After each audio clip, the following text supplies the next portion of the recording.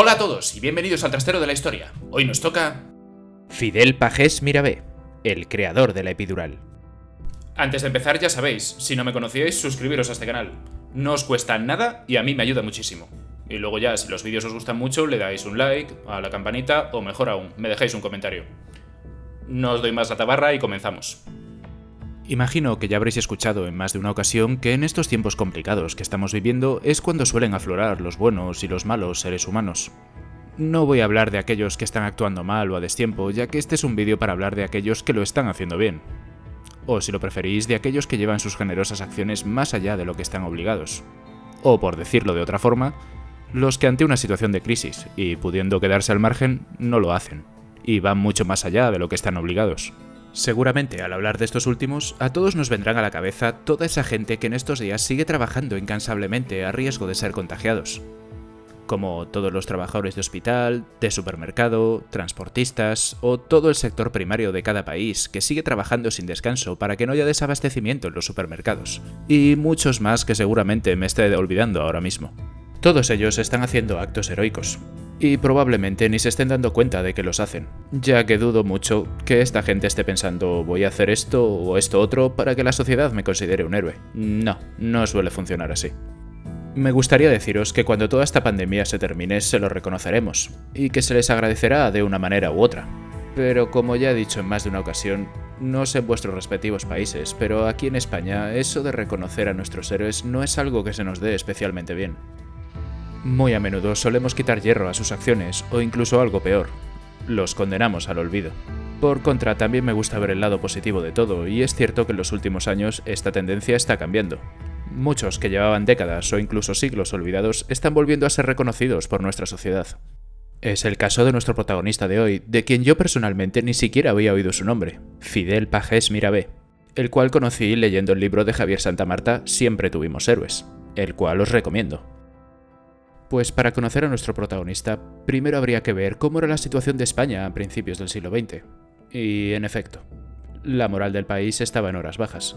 Se acababan de perder los últimos territorios de ultramar, como Filipinas o Cuba, en favor de Estados Unidos. De hecho, toda esta decadencia la reflejarían en sus obras los diferentes autores de la generación del 98. Era algo que el gobierno y un prácticamente recién llegado al trono, Alfonso XIII, eran más que conscientes, y para ello decidieron reafirmar el poder de España en Marruecos, más en concreto en la zona norte, el Valle del Rif, la cual no había dejado de ser un problema en las últimas décadas del siglo XIX.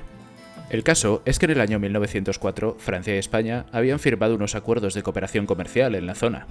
De ellos se sacarían explotaciones mineras de la época y la construcción de un tren en la zona. El conflicto de verdad empezaría cuando varios trabajadores de la zona fueron tiroteados, causando la muerte de unos 13 civiles. Esto terminaría desembocando en lo que se conocería como la Guerra de Melilla. Con tan solo 20 años y recién sacada la oposición a médico-militar, llegaba a la zona nuestro protagonista de hoy, para ejercer como segundo oficial médico. Como en cualquier otra guerra, los muertos y heridos se acumulaban por cientos.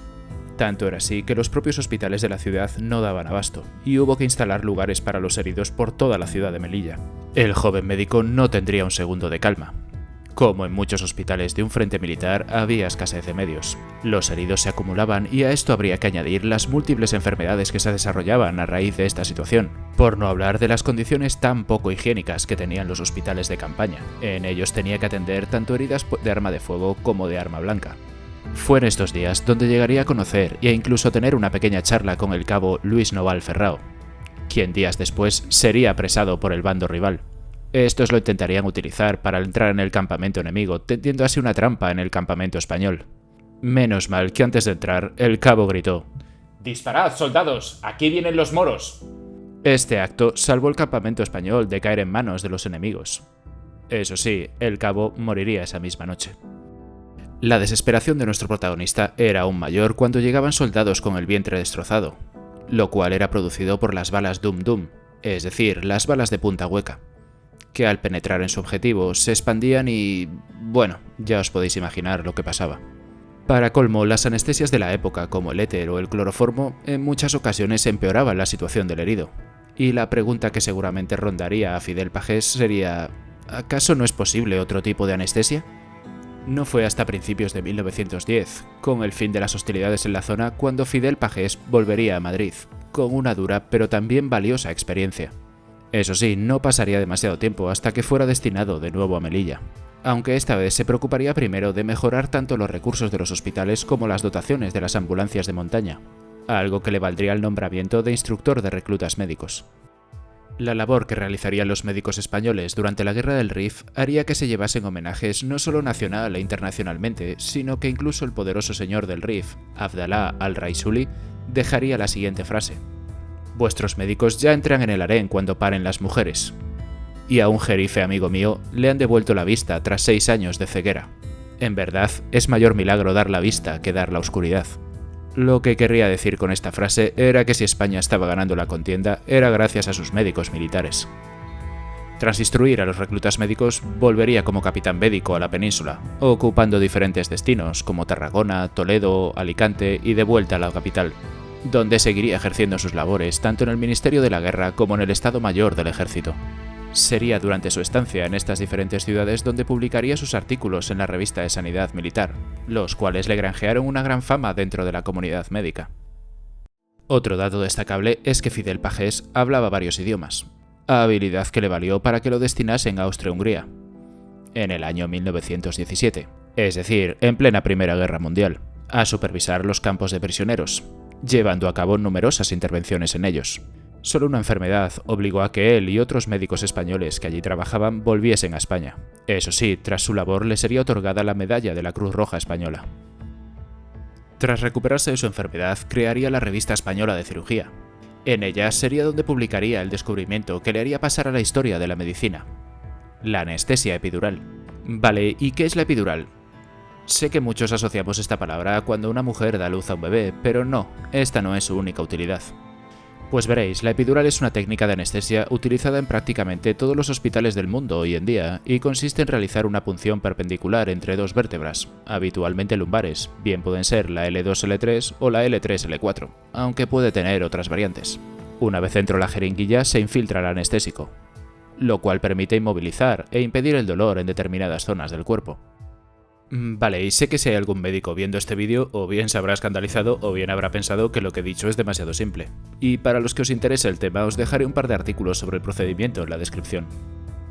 En el año 1921 tendría que regresar al frente de África, ya que ocurriría el famoso desastre de Anual, en el que 4.000 españoles perderían la vida en unas 4 horas de combate.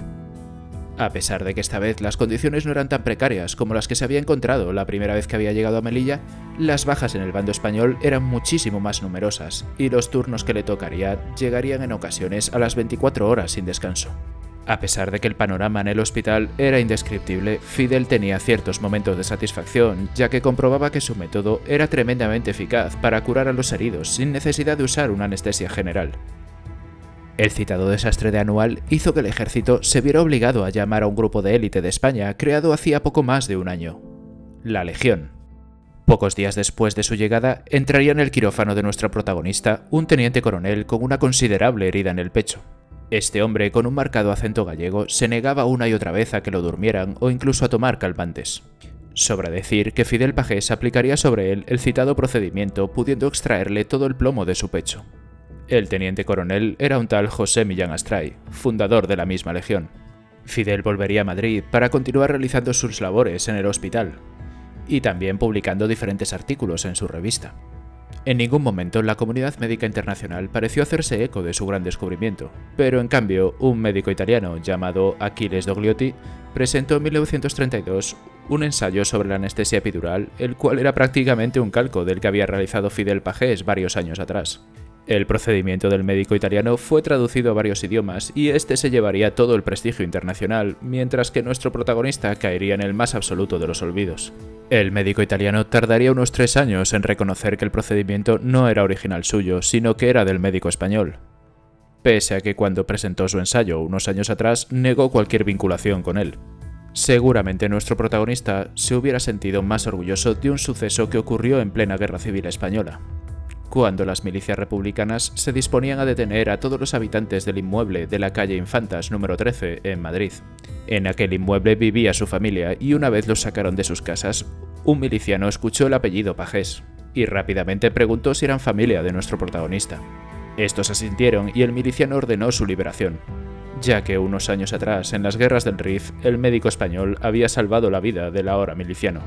Este preguntó por el médico, pero su familia le contestó que llevaba más de 10 años muerto. Y así era. En 1923, con tan solo 37 años, un accidente de coche truncó no solo su vida, sino quién sabe cuántos descubrimientos y aportes para la medicina. Y hasta aquí mi vídeo de hoy. Si os ha gustado, darle like, compartirlo en vuestras redes sociales o suscribiros a mi canal. Y si no os ha gustado, como suelo decir en alguna ocasión, recomendárselo a alguien que os caiga mal para que se fastidie y se lo trague. Un saludo y hasta el próximo vídeo.